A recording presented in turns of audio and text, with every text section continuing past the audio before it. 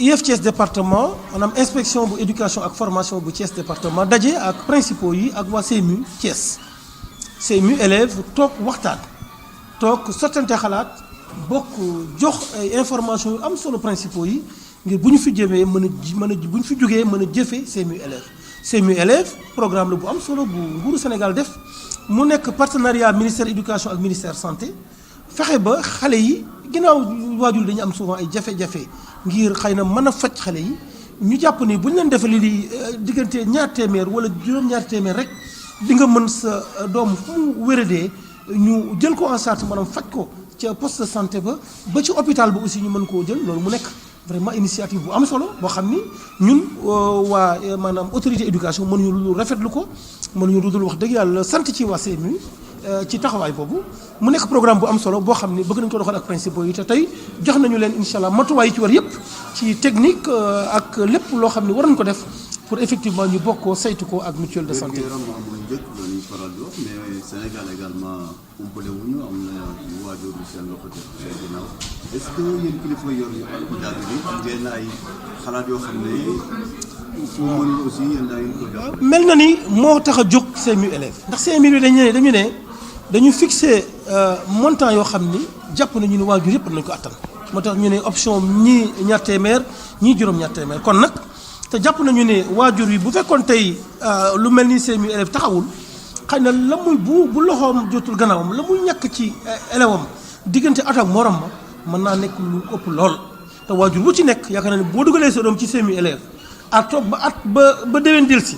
nga xool la nga ca gagné ci maanaam la ñu nga xam ne moom lañ lay woyofal ci ay ticket boo war a jënd wala lañ lay woyofal ci ordonnance boo ko xoolee di nga xam ni kat yow wax dëgg yàlla lii moom xéewal la ci yow. waaw élèves yi dañoo faral di wax daal nañu am inspection médicale de l'école ndax mi ngi am léegi ak lëkkaloo moom. mi ngi saytu wér-gu-yaramu xale yi di def prévention maanaam di fas yéene gàttanu lépp loo xam ne jafe-jafe la bu ma dal ci xale yi di leen defal seen visite médicale ñu ngi koy continuer lii nag doon initiative boo xam ne day ñëw donc pour compléter ndax mel na ni IMA la mu mënul woon dëgg-dëgg mooy faj bi tey ci la CMU gën a taxaw kon nag ñu jàpp ne ñoom ñaar dañoo lëkkaloo ngir mën a gën a jëmal kanam lépp luy wér-gu-yaramu xale yi ci école yi. bëri na ay jafe-jafe yoo xam ne daan nañ ko am bu xale bi feebaree bu xale bi daanoo ci biir école bi maanaam lan moo koy faj CMU tey élève dafa ñëw pour jàppale parent bi ci mbir moomu parce que bu njëkk ba IEMA moo fi nekkoon di def li nga xamante ne moo jëm ci wàllu prévention maanaam fagaru mais CMU élève ne tey damaa ñëw pour jàppale xale bi ci paj mi donc je pense que loolu bu fekkee réussir nañ ko tey dina mën a jàppale parent bi dalal xelu parent bi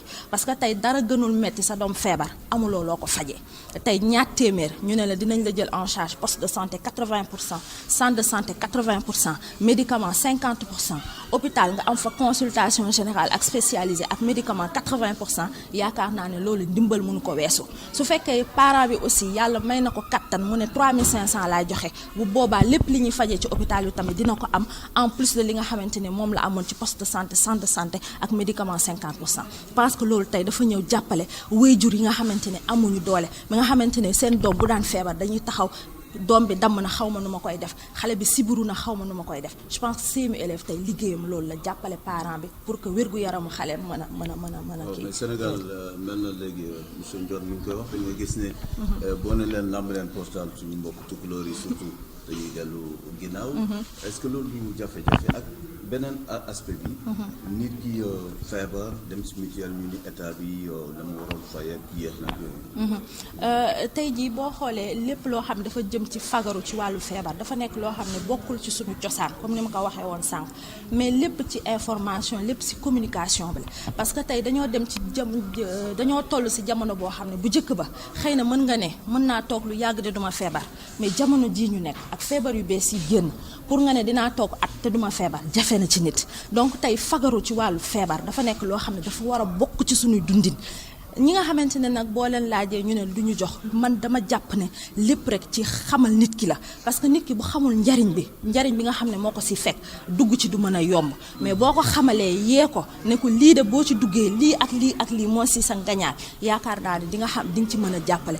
am na nag ñoo xam ne dañoo nekk Sénégal dëgg la am na ñoo xamante ni ñaar téeméer boobu xëy na ñun du dara ci ñun mais jafe na ci ñoom moo tax fi mu ne dañuy am appel bi ñuy def au niveau des maires des mécènes ñi nga xam ne yàlla may na leen doole pour ñu jàppale xale yi nga xam ne ñoo nekk au niveau des écoles te seen i waajur jotul seen loxo seen ginnaaw pour ñu mën a jàppale xale yooyu dugal leen ci mutuelle de santé bi donc loolu appel la bi nga xam ne moom laay def maire yi maintenant ci wàllu mutuelle de santé yi yaakaar naa ne mutuelle de santé yi avant programme CMU du am ak jamono ji am na lu ci soppeeku parce que bu njëkk ba mutuelle yi poste de santé lañ daan yem wala centre de santé garab bi nit ki pour mu dem pharmacie jafe-jafe la donc mutuelle bu ñëwee état bu ñëwee ne man damay jàppale mutuelle jël sama programme wéer ko ci mutuelle de santé subventionné ko cotisation yi à hauteur de 50% pour ñi nga xam ne am nañu ñi amul ma jël leen en charge à 100% je pense que loolu dañ ko war a féliciter bu ñu fàtte nag aussi dañoo nekk ci dynamique boo xamante ni recherche action la dañuy dem nànk am na réew yoo xam ne tey balaa ñoo taxawal seen programme toog nañu lu mat téeméeri at balaa ñoo taxawal lu wóor donc je pense que loolu tamit il faut que ñu ciy bàyyi xel nit dara mënul xëy sotti il faut que mu am ay jafe-jafe ñu koy xool di ko seetlu di ko corriger je pense que loolu tamit il faut que ñu ciy bàyyi xel. Dans le cadre d'un partenariat entre le ministère de l'Éducation nationale et le ministère de la Santé et qui vise la couverture maladie universelle. Bien sûr que les élèves étant un maillon important, très important de notre société, ne saurait être en rade. Et c'est pourquoi ce programme cible spécialement les élèves. Et qui dit élèves dit conditions de travail. Et nous voulons que nos élèves justement puissent travailler dans de bonnes conditions et pour cela il leur faut une bonne santé. Et je crois que c'est un appui inestimable qui va permettre à nos élèves de tous les ordres d'enseignement. En fait, je veux dire depuis de l'élémentaire au secondaire, les élèves auront l'opportunité justement de pouvoir être pris en charge médicalement moyennant soit 1000 francs ou 3500 francs. Donc avec des taux, alors oui, en fait nous le pensons, malgré les contraintes financières, nous pensons que ce que le parent dépenserait en n'optant pas pour la CMU élève est toujours beaucoup plus important. Et que la CMU élève permet justement aux familles de faire des économies. C'est important donc pour le budget familial et c'est important pour créer les bonnes conditions pour que nos élèves puissent travailler en étant en bonne santé. L'accessibilité des structures sanitaires? Aucun souci, parce que les mutuelles, aujourd'hui dans toutes nos communes, nous avons des mutuelles de santé. Aujourd'hui,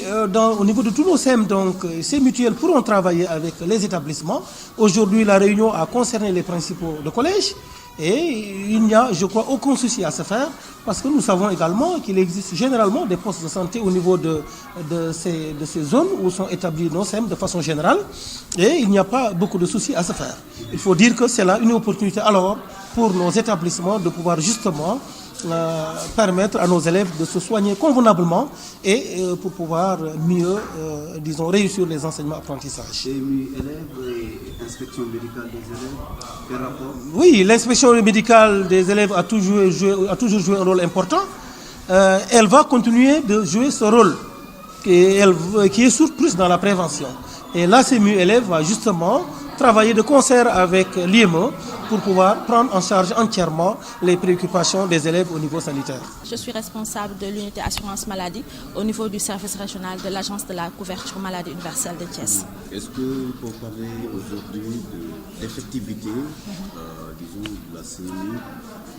au Sénégal, mais surtout ici à Thiès? Oui, nous pouvons parler bien évidemment de l'effectivité de la CMU d'une manière générale dans la région de Thiès. Parce que si nous prenons par exemple l'axe premier